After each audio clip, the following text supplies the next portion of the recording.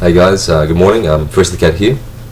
I just thought I'd give my thoughts on the Elder Scrolls series today, given that Skyrim just came out. Well, not just came out, but has been out for a while, and I sort of want to express my thoughts on Skyrim. So the other day I was curious about the history of the Elder Scrolls series, and I looked up just how far back the series actually went. And to my surprise, I found out through Wikipedia that the first release was in 1994 by the name of Arena. That was followed up by Daggerfall in 96. Then there was some other Elder Scrolls Legend, Battlespire, 97, 98, you got Redguard, and then followed up by the 2002 release Morrowind. So I was very surprised that there were all these other games going back to the 90s, which I didn't really expect. And that sort of made me think about the world Tamriel in general. I thought, okay, damn, these guys really have been developing this lore for quite a while. The first time I got into the Elder Scroll universe was in Morrowind. And I can't remember exactly what sort of convinced me to get Morrowind, but nevertheless, I got it, and it blew my mind way open. I don't really think at the time I was getting into many of these sort of open-ended games. So when I did get into Morrowind, I was really surprised just how much time it took of my life. I don't really think a game sucked me in as much as Morrowind. And I think for any open-ended RPG, whether that be Fallout or Morrowind, Mass Effect to some extent, if you're given a world and it's here is a huge world, you can do basically whatever you want, and you make it interesting enough through environments and characters and storylines. I mean, it literally does, in my opinion, become your second life.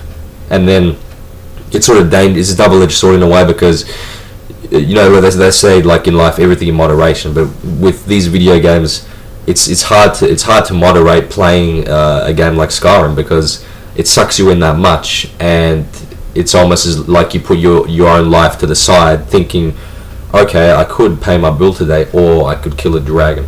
So there is sort of a darker side to video games, I guess. But where else can you be Batman? Where else can you slay a dragon? You can't do these things outside of the video game realm. So video games are a very important industry.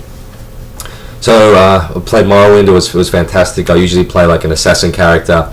I think the standard way I play it. Some people play the Elder Scrolls series by having several different characters. I read somewhere on a forum the other day that one person was playing one character as studying magic books, one person interested in herbs, one person a thief, one person an imperial guard or something like that, and they had all these different storylines streamlined.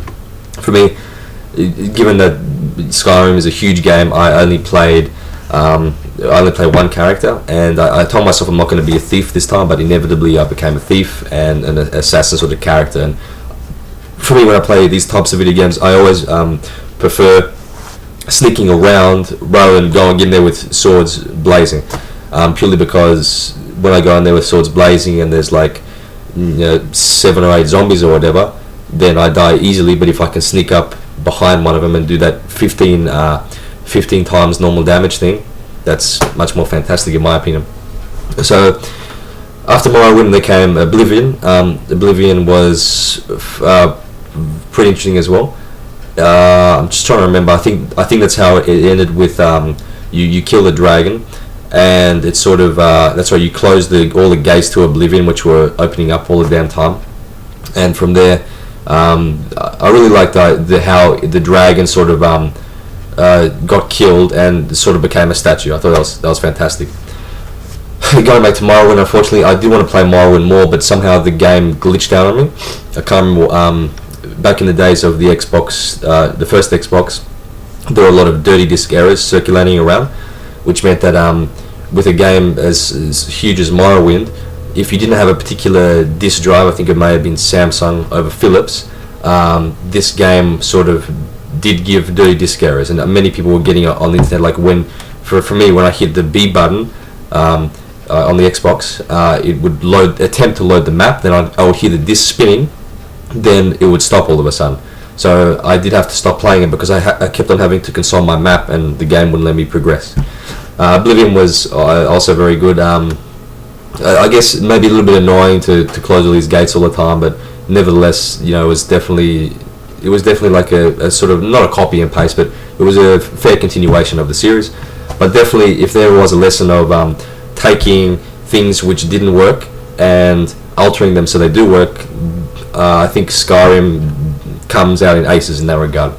Which means to say that the developers here really did. You can imagine them sitting down in a room and saying to themselves, "Okay, guys, what exactly was bad about the previous Elder Scrolls games? These are things which were bad. Okay, how can we make it better? And then after we've fixed the things which were wrong, how can we even go a step above that?" So, just off the top of my head, when you go into a dungeon, if I could sum up in one sentence, I would say that instead of the game world feeling static, the game world feels dynamic, and I think that's really what the series needed. When you walk into a dungeon, you get light streaming in, you got little floaty things around. When you're speaking to a character, instead of the character screens locking up, they're still moving around. Although there are some issues, sometimes I'll be talking to a person in Skyrim, and they'll walk away, and they'll sort of it's almost like this. Like I'll hit A, and they'll walk to right over here, and then they'll start talking to me. So that's a sort of a glitch. But apart from that, everything just feels much more living and breathing. And the views of Skyrim and the waterfalls which cascade downwards, the dragons which circulate, the sunrises, the sunset. It really is a beautiful game. And again, this is a double-edged mentality. Sometimes I'm looking at this video game thinking, damn, this is a really fantastic view. And after a moment I saw that this is a video game, I'm looking at a screen, and that maybe once in a while it would be nice to actually see a real mountain in real life, for example. So everything in moderation, I guess. Going on the missions, the missions and story writing feels much more better. I'm playing the Thieves Guild at the moment purely because I heard that was the strongest storyline of all the storylines in the game. But I'm also playing as an Imperial as well. I've deferred the main quest line as always, even though I heard that you can continue playing it after you complete the main quest.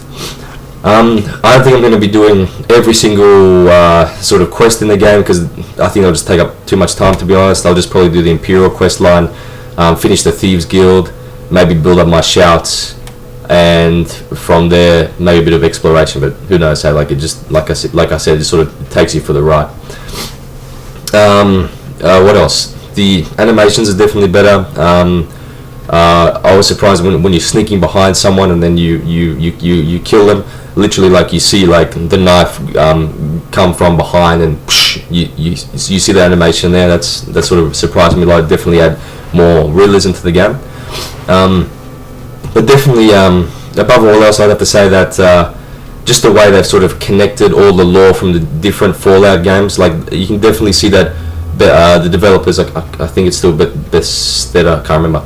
They're definitely trying hard to connect all these games together, and especially during the loading screens, they'll be referencing things which are from previous games. So it says the Dunmara species native to Morrowind, or the Duris, one of the Daedric princes opened up the gates to Oblivion, and blah blah blah.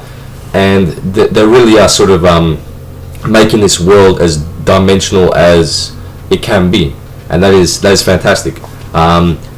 Definitely a huge part in this game is when you're walking around and you hear people talking to each other about events. I think that's probably one of the most important parts of any sort of game like this. I mentioned before in an audio review with GTA, one of the things that make these sorts of games realistic, in Heavy Rain as well, is that when you're in an environment and you've got things which have nothing to do with you happening around you, that to me really does sort of bring the realism to any video game. So in life, you go outside, people are talking, things are happening. It has nothing to do with what you have to do day to day. However, that's the way life works. Everyone's got their own sort of life going on. So when the developers take time out to sort of put these little comments of people talking to each other as you walk towards a quest, that really does amp up the realism in any sort of games world for me tenfold. So you do a quest, and then like you hear a guard saying, "Oh, I hear dragons are returning to Skyrim," or this, that, and the other, or shame that person had to get locked up, or whatever. It really does make the world feel living, breathing, and dynamic, and that is fantastic. Also, I think that when you actually buy the game, there should be like a warning sign saying, "Warning, like buying this game, you realize you'll lose 100 hours of your life," because I think I'm level 21 now or something like this. I've only played about 35 hours, but just trying to think about what else I have to do and just looking at the map. And that's the thing that always amazes me. Like you look at the map and you realize that, oh wow, this huge city here is just one part of the map, and then you zoom out of the map and then you think, holy crap! Like you realize that every single other city has a sort of level of detail as well. So definitely, Skyrim has been improved upon a lot. They've taken everything that was bad about the previous games and they've sort of addressed that. They've made the game feel living, breathing, and dynamic. They've given good storylines to many of the guild factions. They've made conversations of people in the world seem realistic and something that would happen if you actually lived there. They've done a phenomenal job of connecting all the folklore from different places from previous games. The random events which happen add a huge amount of sort of randomness or unexpectedness to the game. So you'll go into a room and you'll see two generals or two war guys just leaning over the battle plan and talking about something which you just affected. All these sorts of things add to a great game, a beautiful game, and one that the developers definitely not only put a lot of work into, but reevaluated what was sort of the setbacks in previous games and addressed them to make the game an enjoyable playing experience. And for me, I'm definitely going to be playing it for quite a while, and hopefully it won't take up too much of my life, but definitely at the moment, I haven't sort of really played a game as enjoyable as this in quite a while. The menu system was so complicated in the previous games that they realized they need to be simplified. So you press B or whatever button is, you get the cross roads sort of map as to where you want to go to, and you can access the menu items easily. And it's sort of surprising, like you realize, damn, why didn't I think of this before? Like weapons, apparel, everything is already categorized. You don't have to push any button to categorize it or anything like that. So for me at the moment, I'll definitely have to give the game 8.5 out of 10. It's really good game, and it's definitely a step in the right direction. And if they correct the faults that they are in Skyrim, which are few, you can imagine where the series is going to take as a whole later on in the development cycle. Okay, thanks guys. Forristicat signing off, just giving my 2 cents on Skyrim. Have an enjoyable day. Peace.